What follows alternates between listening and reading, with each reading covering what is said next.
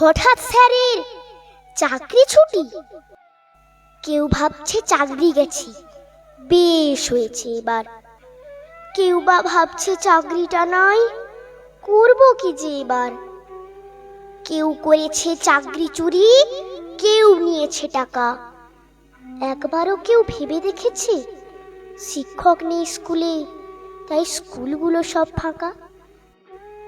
আমরা কি কোনো ভুল করেছি পড়তে এসে স্কুলে? ভাববো কিভাবে আজকে স্কুলে আছেন যে স্যার, কালকে যাবেন চলে।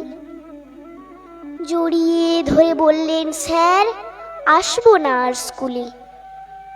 হঠাৎ স্যারের এমন কথা বুঝতে পারিনি খুলে। চারিদিকে তখন হো হো পড়েছে, চাকরি গেল সবার।